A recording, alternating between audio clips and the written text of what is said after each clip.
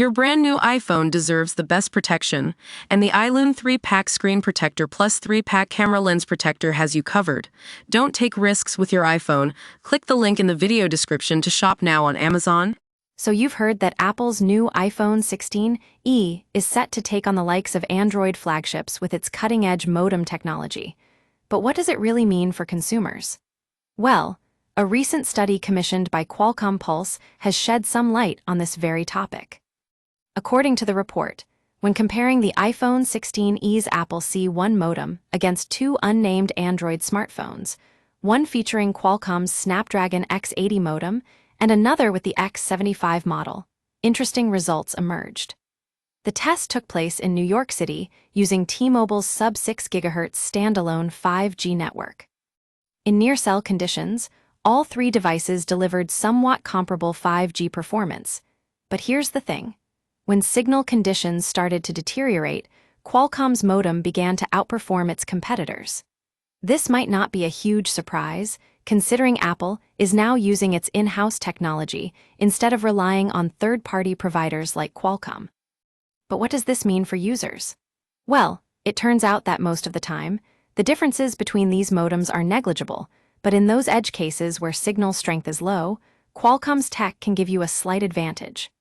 The iPhone 16e's slowest speeds during testing were still respectable at around 200 Mbps down and just 5 Mbps up. Now, I know what you might be thinking. 200 Mbps isn't so bad. What about the upload speeds? Well, for comparison, the best Android device tested reached a paltry 10 Mbps in the same test. And if we look closer at Qualcomm's report, we find that using specific bands like 600 MHz and 71 can actually boost those upload speeds to 23 Mbps, but only with manual configuration. The takeaway here is that while Apple C1 modem might not offer the absolute best performance in every scenario, it does provide some advantages in certain situations. But let's be real. Most of us won't ever push our phones to these extremes. We'll just use them for everyday tasks like browsing, social media, and streaming. That being said, if you want the fastest speeds possible, a Qualcomm-powered Android phone or even an iPhone 16 Pro might be your best bet. And speaking of that, did you know that some Android devices already support Wi-Fi 7, but Apple hasn't implemented this feature on any of its devices? That's right, folks, with multi-link operation, you can get faster speeds by connecting to multiple Wi-Fi bands. But for the average user, battery life and efficiency improvements are often more important than top-end network speeds. And that's where Qualcomm Pulse has got you covered with our latest research and expert insights.